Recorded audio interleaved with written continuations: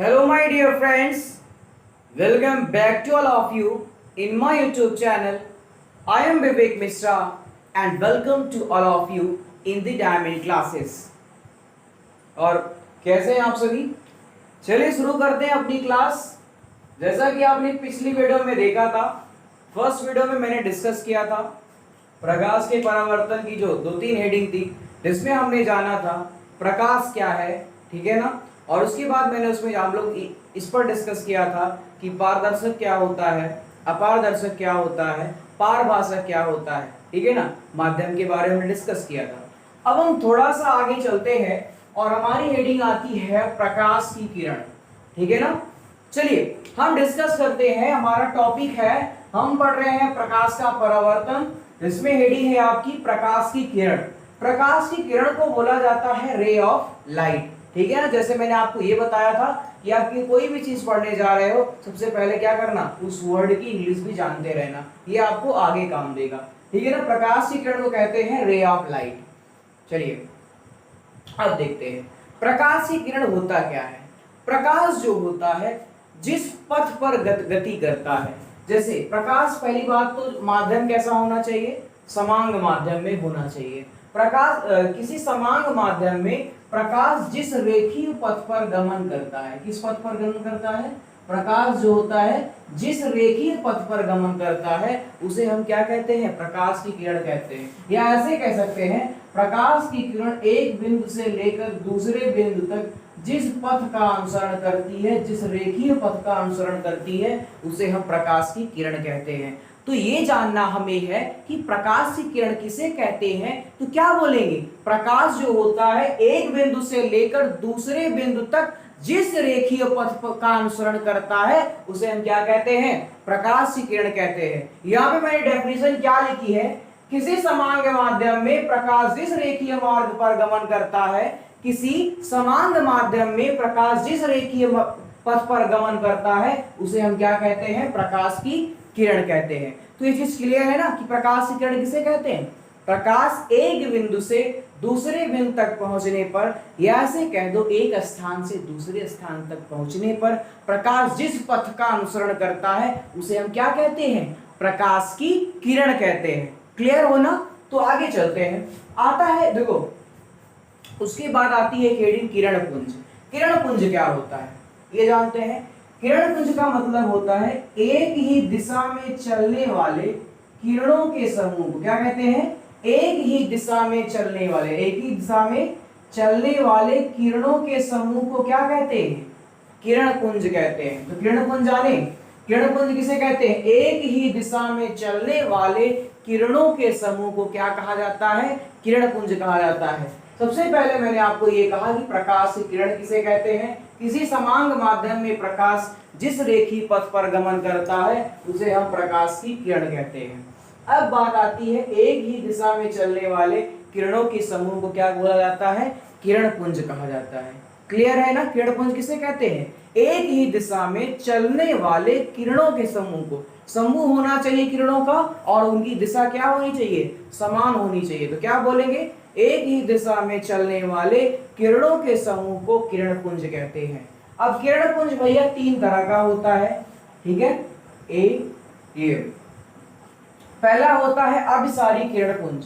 क्या होता है, अभिसारी किरण पुंज। चलिए हम जानते हैं अभिसारी किरण पुंज क्या होता है ना। अभिसारी किरण पुंज किसे कहते हैं, एक ही दिशा में चलने वाले, ठीक है। ये ऐसे देखो, जब किरणें क्या होती हैं, किसी एक बिंदु पर क्या करती हैं, आकर मिलती हैं। क्या करती हैं, जब किरणें क्या होती हैं, एक ही दिशा में आने वाली प्रकाश की किरणें जब किसी एक बिंदु पर आकर मिलती है उसे हम क्या कहते हैं, अभिसारी किरण पुंज कहते हैं। अभिसारी किरण पुंज क्या है, किरण पुंज क्या होता है, एक ही दिशा में चलने वाली प्रकाश की किरणें जब किसी एक बिंदु पर मिलती हैं, क्या करती हैं, किसी एक बिंदु पर मिलती है तो उसे क्या कहते हैं, अभिसारी। अभिसारी किरण पुंज क्या है, एक ही दिशा में चलने वाली प्रकाश की किरण जब किसी एक बिंदु की ओर आती है, ऐसा भी बोल सकते हो। जैसे ये कोई बिंदु है और क्या होती है, प्रकाश की किरणें एक ही बिंदु पर आती हैं।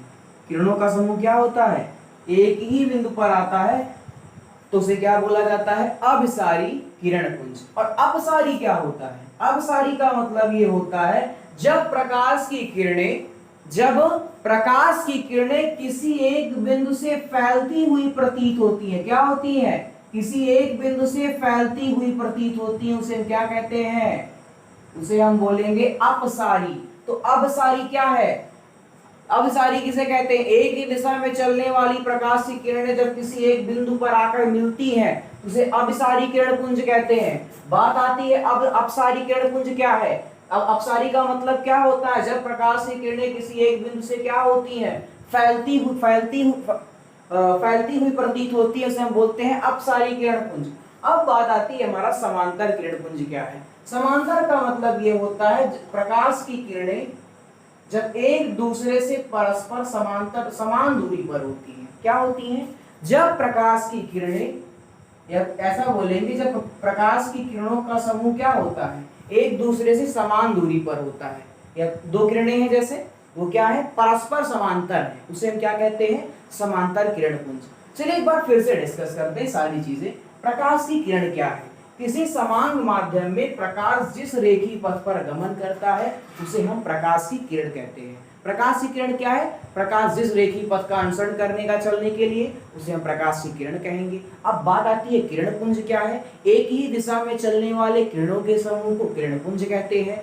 किरण पुंज तीन प्रकार का होता है, अभिसारी, अपसारी, समांतर किरण पुंज। बात आती है अभिसारी किरण पुंज क्या है? बात आती है अभिसारी किरण पुंज क्या है? जब प्रकाश की किरणें क्या होती हैं? एक ही दिशा पर क्या करती हैं? किसी एक बिंदु पर आकर मिलती हैं, उसे हम बोलते हैं अभिसारी। और अपसारी क्या है? जब प्रकाश की किरणें किसी एक बिंदु से फैलती हुई प्रतीत होती है, निकलती हुई प्रतीत होती हैं, उसे अपसारी किरण पुंज कहते हैं। अब समांतर किरण पुंज क्या है? जब किरणें क्या होती हैं? एक दूसरे के परस्पर समांतर होती हैं, उसे समांतर किरण पुंज कहते हैं। क्लियर है ना? चलिए अब हम पढ़ते हैं, हमारी हेडिंग है प्रकाश का परावर्तन, जो हमारा चैप्टर है। अब उसी को जानते हैं कि प्रकाश का परावर्तन क्या है। इसके पहले हमने जान लिया कि प्रकाश किसे कहते हैं ना। प्रकाश क्या था वो आपको पता है। चलिए अब हम बात करते हैं प्रकाश का परावर्तन। प्रकाश का परावर्तन होता क्या है? देखिए एक होता है हमारे पास ये माध्यम होता है जिसका ये तल है, ठीक है। कोई ऐसा माध्यम है जो अपारदर्शी है। अपारदर्शी का मतलब समझते हो ना, जिसमें प्रकाश की किरणें क्या होती हैं? एक दूसरे के आर पार नहीं जा सकती हैं। भैया इस तल को एक चीज और बोला जाता है, इसे बोलते हैं पृथककारी तल। क्या बोलते हैं? पृथककारी तल। अब बात करते हैं पृथककारी तल क्या है। दो माध्यमों को अलग करने वाले तल को पृथककारी तल कहते हैं, ठीक है। पृथककारी तल क्या है? दो माध्यमों को अलग करने वाले तल को हम क्या कहते हैं? पृथककारी तल कहते हैं। क्लियर है ना? चलिए हम बात करते हैं प्रकाश का परावर्तन होता क्या है। देखना डेफिनेशन इसकी सुनना। जब किसी समांग माध्यम से चलने वाली प्रकाश की किरण, जब किसी समांग माध्यम में चलने वाली प्रकाश की किरण किसी दूसरे माध्यम के तल से टकराती है, तो टकराकर पुनः अपने माध्यम में वापस लौट जाती है। यही घटना प्रकाश का परावर्तन कहलाती है। प्रकाश का परावर्तन क्या है? किसी समांग माध्यम से चलने वाली प्रकाश की किरणें किसी दूसरे माध्यम के तल से टकराती हैं, क्या करती हैं?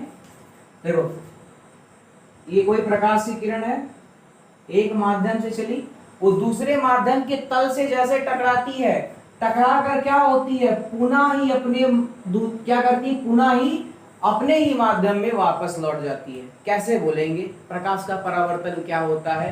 किसी समांग माध्यम से चलने वाली प्रकाश की किरणें, किसी समांग माध्यम से चलने वाली प्रकाश की किरणें जब किसी दूसरे माध्यम के तल से टकराती हैं, तो टकरा कर क्या होती हैं? पुनः अपने माध्यम में वापस लौट जाती है। कैसे होता है? ये कोई तल है, कोई प्रकाश की किरण आएगी, दूसरे माध्यम के तल से टकराएगी, पुनः अपने माध्यम में वापस लौट जाएगी। ये क्रिया क्या कहलाती है? प्रकाश का परावर्तन कहलाती है। समझ गए ना?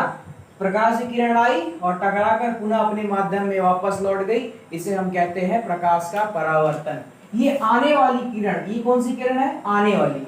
और इस किरण को भैया जी हम बोलते हैं आपतित किरण। कौन सी किरण बोलते हैं? आपतित किरण।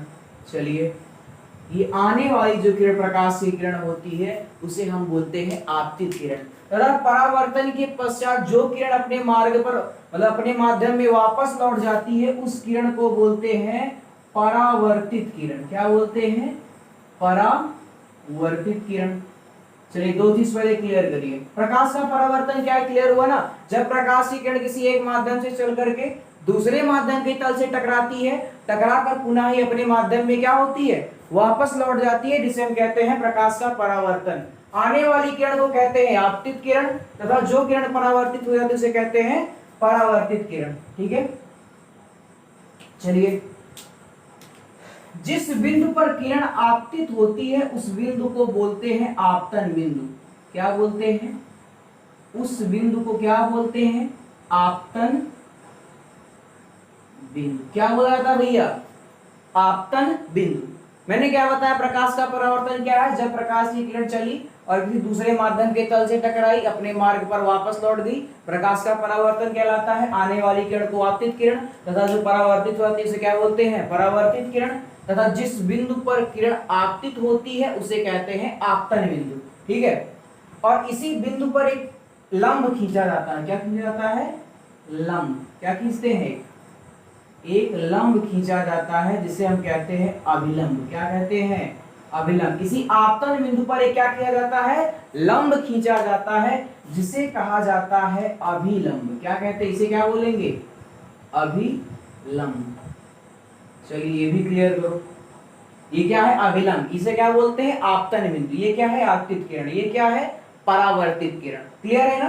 अब चलिए, आपतित किरण तथा अभिलंब के बीच एक कोण बनता है, जिसे कहते हैं आपतन कोण।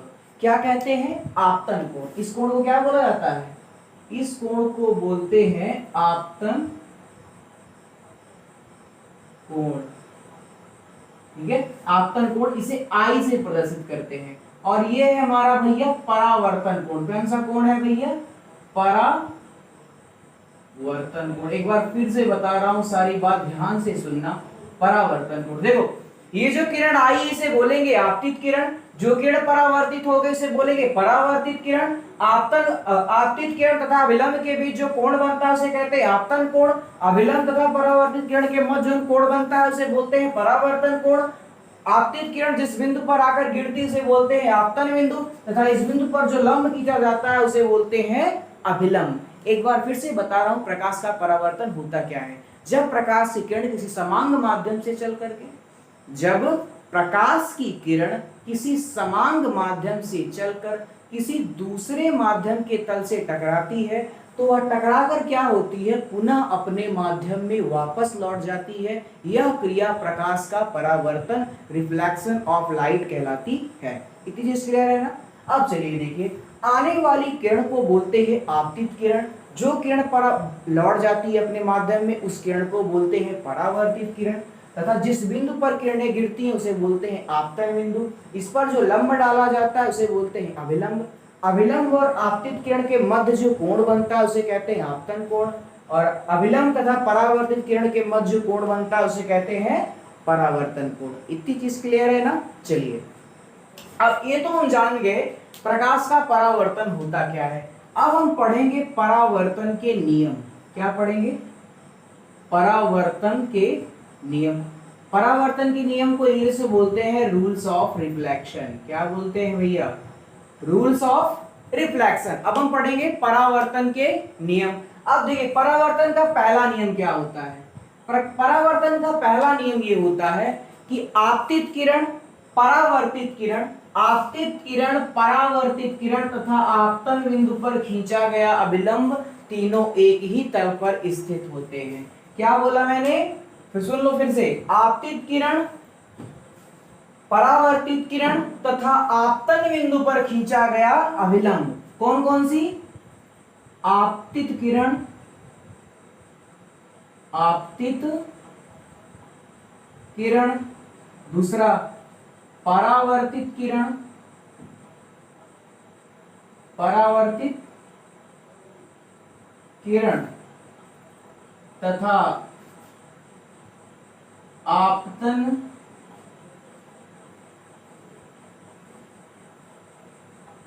बिंदु पर खींचा गया अभिलंब क्या होते हैं? तीनों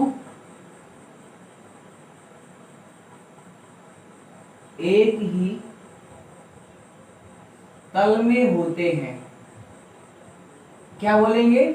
आपतित किरण, परावर्तित किरण तथा आपतन बिंदु पर जो अभिलंब खींचा जाता है वो क्या होते हैं? एक ही तल में होते हैं। है कि नहीं? जरा देखना, ये आपतित किरण इसी बिंदु पर है, परावर्तित किरण भी एक ही बिंदु पर है, अभिलंब भी क्या होता है? एक ही बिंदु पर है। तो एक ही तल पर है ना, क्या अलग अलग तल पर स्थित है? आपतित किरण इधर है, परावर्तित इधर, अभिलंब उधर, ऐसा कुछ नहीं है ना, एक ही जगह पर स्थित है ना आपतित किरण, परावर्तित किरण तथा अभिलंब।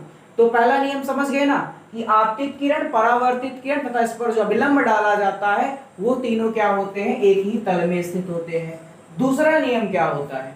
दूसरा नियम ये होता है कि आपतन कोण क्या होता है? परावर्तन कोण के बराबर होता है। आपतन कोण को I से प्रदर्शित करते हैं और परावर्तन को R से। दूसरा नियम बहुत छोटा सा है। पहला नियम क्या है? आपतित किरण, परावर्तित किरण तथा आपतन बिंदु पर खींचा गया अभिलंब तीनों एक ही तल पर होते हैं। दूसरा, आपतन कोण परावर्तन कोण के बराबर होता है, I = R। क्लियर है कि नहीं? फिर से बता रहे थे एक बार सारी बात। हम पढ़ रहे हैं प्रकाश का परावर्तन। प्रकाश का परावर्तन क्या है? जब प्रकाश की किरण किसी एक माध्यम से चल करके दूसरे माध्यम के तल से टकराती है तो अपने मार्ग पर क्या होती है? वापस लौट जाती है, जिसे हम कहते हैं प्रकाश का परावर्तन। ठीक है ना? अब बात आती है प्रकाश का परावर्तन में, आने वाली किरण को कहते हैं आपतित किरण तथा जो जिस बिंदु पर आती है उसे बोलते हैं आपतन बिंदु तथा टकराने के बाद जो किरण अपने माध्यम में वापस लौटती है उसे कहते हैं परावर्तित किरण।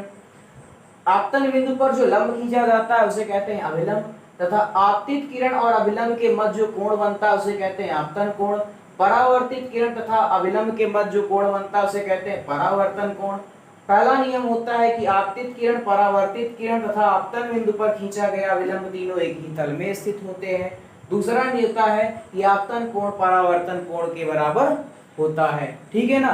तो आज के लिए बस इतना ही। आज हमने जाना है कि प्रकाश की किरण किसे कहते हैं और परावर्तन क्या है, परावर्तन के नियम क्या हैं। एक बार अगर आपको एक बार में नहीं समझ आया है, आप बार बार इस वीडियो को देखो और अच्छे से सारी चीजों को क्लियर कर लो। ठीक है? अब अगले पार्ट में हम डिस्कस करेंगे कि गोली दर्पण, स्फेरिकल मिरर किसे कहते हैं, जिसमें हम उत्तल दर्पण, अवतल दर्पण तथा उससे संबंधित परिभाषाओं के बारे में डिस्कस करेंगे। तब तक के लिए आप बने रहिए हमारे साथ। वे लोग जो मेरे चैनल पर पहली बार आए हो, सबसे पहले क्या करना इस वीडियो को लाइक और उसके बाद कर देना अपने फ्रेंड्स के साथ शेयर, उसके बाद चैनल को सब्सक्राइब भी कर देना और बने रहिएगा हमारे साथ इसी तरह की एक नई वीडियो को पाने के लिए। तब तक के लिए bye, that's all, love you all.